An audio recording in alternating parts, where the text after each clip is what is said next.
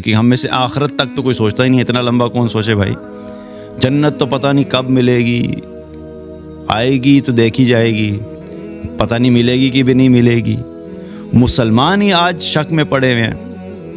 کتنے مسلمانوں کے کمنٹس اکثر میں ویڈیو میں کبھی کبھی چیک کرتا ہوں تو وہ پڑھ رہا ہوتا ہوں، کیا لوگوں کو تم آخرت کے بارے میں بتاتے رہتے ہو؟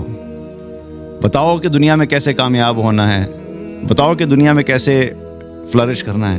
4 کنال کا جو زمین کا ٹکڑا ہے جس کے اوپر وہ ایک ڈھانچہ کھڑا ہوا ہے، وہ پوری زمین سے جب آپ کمپیئر کریں تو اس پوری زمین یعنی ارتھ کے مقابلے میں وہ ایک ذرہ ہے.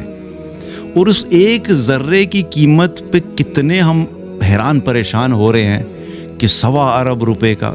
بھئی ہے تو وہ ذرہ ہی نا. اس زمین کے اوپر کمپیریزن میں وہ ایک ذرے کے برابر ہے. مل بھی گیا تو کیا ہے، پوری زمین میں سے ایک ذرہ تمہارے نام آ بھی گیا تو تم نے اتنا بڑا کیا پہاڑ توڑ لیا، بھی کیا کمال کر لیا. سب سے آخری شخص جو جہنم سے نکل کر جنت میں جا رہا ہوگا وہ کون ہے؟ سب سے ادنا درجے کا جنتی.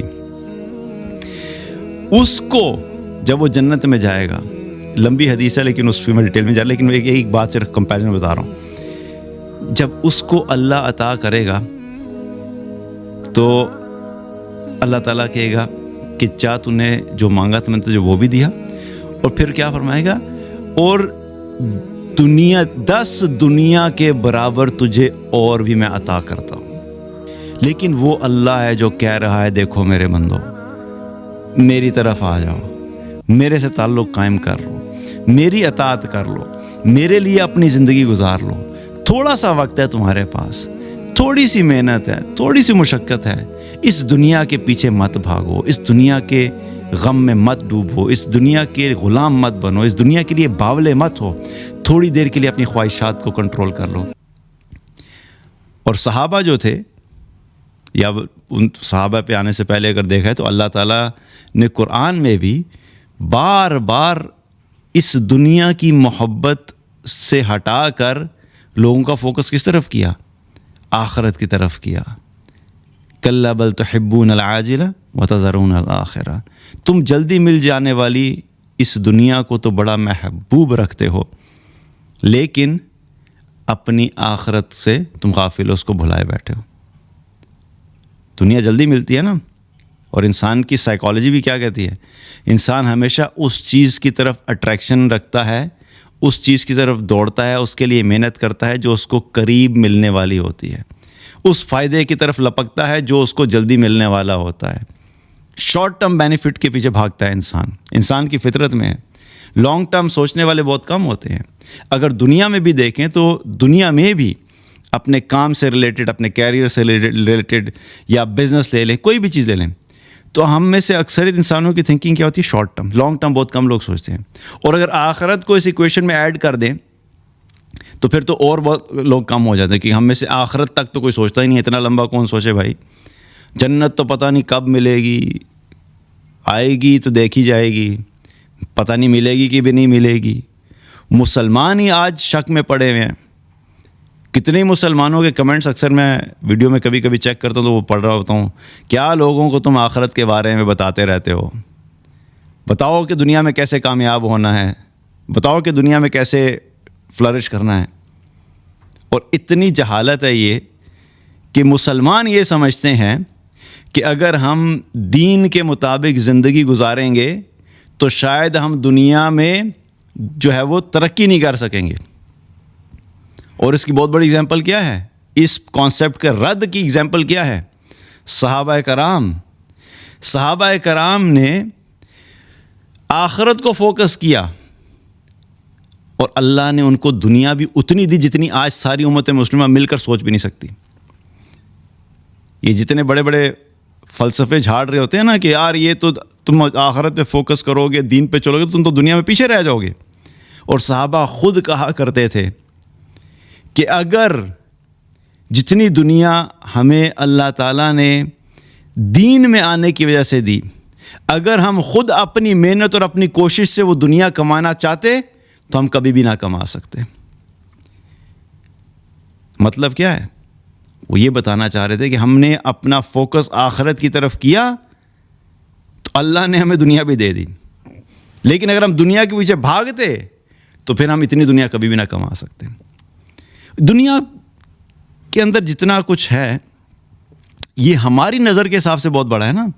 یہ ایک اور بڑا مسئلہ ہے، کیونکہ ہم دنیا کے جتنے بھی فائدے ہیں اور دنیا میں جتنی بھی چیزیں ہیں، ہم اپنی سوچ کے حساب سے کیا کہتے ہیں، ہمیں بہت بڑی لگتی ہیں۔ 1 کروڑ روپیہ، 2 کروڑ روپیہ، 10 کروڑ روپیہ ہماری نظر میں کیا ہے؟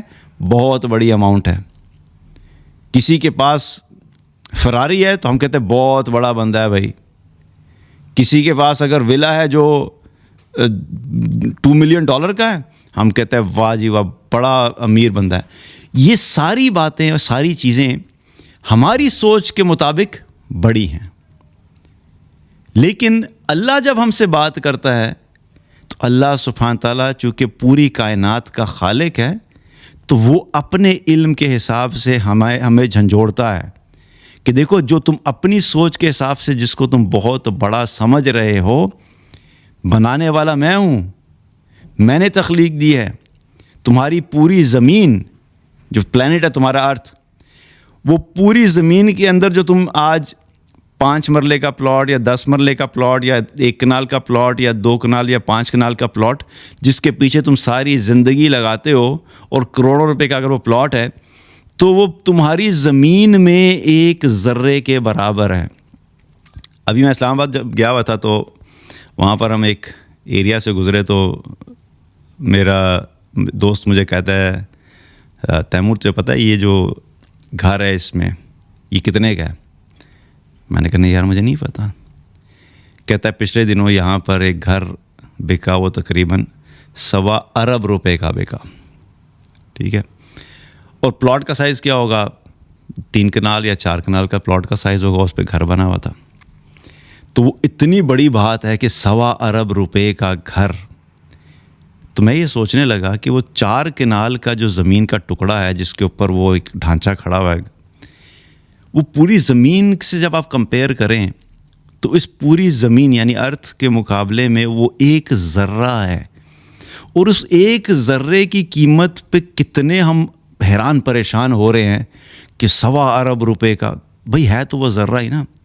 اس زمین کے اوپر کمپیریزن میں وہ ایک ذرے کے برابر ہے۔ مل بھی گیا تو کیا ہے، پوری زمین میں سے ایک ذرہ تمہارے نام آ بھی گیا تو تم نے اتنا بڑا کیا پہاڑ توڑ لیا، بھی کیا کمال کر لیا۔ یہی چیز اللہ ہمیں سمجھانا چاہتا ہے۔ دیکھو یہ دنیا میں جو کچھ بھی ہے تمہیں مل بھی گیا تو بالآخر تو یہ ذرہ ہے۔ تو یہ میں بتا رہا ہوں زمین کے مقابلے میں پلاٹ ایک ذرہ ہے، تو یہ پوری جو زمین ہے، پلانٹ ارتھ ہے، وہ ہماری گیلیکسی کے مقابلے میں ایک ذرہ ہے۔ میں کہتا ہوں چھوٹی سوچ سے نکل کے ذرا بڑی سوچ کی طرف چلے جاتے ہیں۔ میں کہتا ہوں یہ 4 کنال، 10 کنال، 5 ایکڑ، 10 ایکڑ مربع وغیرہ جتنے بھی ہیں، ان سب کو چھوڑ دو۔ میں کہتا ہوں آپ تھوڑی دیر کے لیے ایزیوم کر لو کہ آپ کو پوری دنیا کی سلطنت مل گئی، آپ پوری دنیا کی حکومت آپ کو مل گئی، اور نہ صرف حکومت مل گئی بلکہ پوری دنیا کی ملکیت بھی آپ کو مل گئی۔ حکومت تو یہ ہوتا ہے نا، ٹیمپریری ہوتی ہے کہ کچھ عرصے کے لیے آیا پھر اس کے بعد چلا گیا۔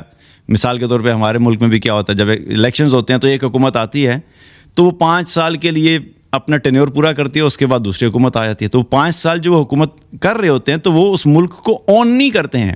یہ نہیں ہوتا کہ وہ ملک کے کوئی ڈاکیومنٹس ہیں یا رجسٹری ہے جو ان کے نام ہو جائے گا۔ وہ صرف کیا کرتے ہیں، تھوڑے ٹائم کے لیے ایڈمنسٹریٹیولی چیزوں کو ہینڈل کر رہے تھے، حکومت کر رہے ہوتے ہیں، پھر دوسرے آتے ہیں وہ حکومت کرتے ہیں، ملکیت نہیں جاتی ان کے نام پہ۔ لیکن میں آپ کو سمجھانے کے لیے بتا رہا ہوں کہ امیجن کریں کہ پوری اس پلانٹ ارتھ کی حکومت بھی اور ملکیت بھی آپ کو مل جائے، مجھے مل جائے، تو ہم اپنی نظر سے جب سوچیں گے تو ہم کہیں گے یار کیا کمال ہو گیا، یہ تو پوری زمین کی حکومت مل گئی اس کو، پوری زمین پہ اس کو جب ملکیت مل گئی۔ اور جب ہم اللہ کے علم کے حساب سے سوچیں گے تو کیا ہوگا، اللہ جب دیکھتا ہوگا تو وہ مسکراتا نہیں ہوگا کہ یہ کیا بے وقوف لوگ ہیں۔ میں انہیں بتا رہا ہوں کہ یہ دنیا کی زندگی ایک ذرہ ہے، پوری دنیا تمہاری جو زمین ہے پوری کائنات میں ایک ذرے کے برابر ہے. اور یہ انسان کتنا جاہل ہے اور کتنی چھوٹی سوچ والا ہے کہ اس ایک ذرے کو حاصل کر کے خوش ہو رہا ہے، جبکہ اللہ نے کیا تیار رکھا ہوا ہے. آخرت میں اللہ کیا عطا کرے گا. جو جنتیوں کے بارے میں آتا ہے نا حدیث میں، جو سب سے ادنا درجے کا جنتی، آخری شخص جو جنت میں داخل ہوگا، ایک وہ لوگ ہیں جو جنت میں پہلے داخل ہوں گے، بغیر حساب کتاب کے جنت میں داخل ہوں گے، اور وہ لوگ جو جنت الفردوس میں چلے گی، وہ تو بہت اعلیٰ لیول والے لوگ ہیں. حدیث میں کیا آتا ہے، ایک شخص کا تذکرہ آتا ہے جو آخری جنتی ہوگا، یعنی کہ وہ جہنم میں ہوگا. جہنم میں اپنی سزا پوری کرنے کے بعد جو ہے وہ نکلنا شروع ہوں گے جہنمی. اب کتنے ہوں گے، لاکھوں کروڑوں واللہ عالم، لیکن نکل رہے ہیں سارے اپنی سزا پوری کرتے نکل رہے ہیں. سب سے آخری شخص جو جہنم سے نکل کر جنت میں جا رہا ہوگا وہ کون ہے؟ سب سے ادنا درجے کا جنتی. اس کو جب وہ جنت میں جائے گا، لمبی حدیث ہے لیکن اس پہ میں ڈیٹیل میں جا رہا، لیکن ایک بات صرف کمپیریزن بتا رہا ہوں. جب اس کو اللہ عطا کرے گا تو اللہ تعالیٰ کہے گا کہ چاہ تو نے جو مانگا تھا میں نے تجھے وہ بھی دیا. اور پھر کیا فرمائے گا، اور 10 دنیا کے برابر تجھے اور بھی میں عطا کرتا ہوں. 10 دنیا یعنی اس زمین میں جو ہے اس طرح کی 10 آپ ذرا اکٹھی کریں، یہ اللہ عطا کر رہا ہے سب سے کم لیول کے جنتی کو آخرت میں. اس دنیا میں رہتے ہوئے میں پھر ریپیٹ کر رہا ہوں، ہم جتنا مرضی زور لگا لیں، ریئلسٹکلی اسپیکنگ ہم کبھی بھی پوری دنیا کے اوپر حکومت نہیں کر سکتے، نہ ہی پوری دنیا کے خزانے ہمیں مل سکتے ہیں. لیکن وہ اللہ ہے جو کہہ رہا ہے دیکھو میرے بندو، میری طرف آ جاؤ، میرے سے تعلق قائم کر لو، میری اطاعت کر لو، میرے لیے اپنی زندگی گزار لو. تھوڑا سا وقت ہے تمہارے پاس، تھوڑی سی محنت ہے، تھوڑی سی مشقت ہے. اس دنیا کے پیچھے مت بھاگو، اس دنیا کے غم میں مت ڈوبو، اس دنیا کے غلام مت بنو، اس دنیا کے لیے باولے مت ہو. تھوڑی دیر کے لیے اپنی خواہشات کو کنٹرول کر لو اور اپنے آپ کو اللہ اور اللہ کے رسول کی اطاعت میں لے آؤ. جب تم یہ کرو گے تو میں نے تمہارے لیے آخرت میں بہت کچھ تیار کر کے رکھا ہوا ہے. تمہیں اتنا کچھ عطا کروں گا کہ تمہیں دنیا میں جو کچھ بھی تم سے مس ہوا ہے تمہیں کسی قسم کا کوئی غم بھی نہیں رہے گا.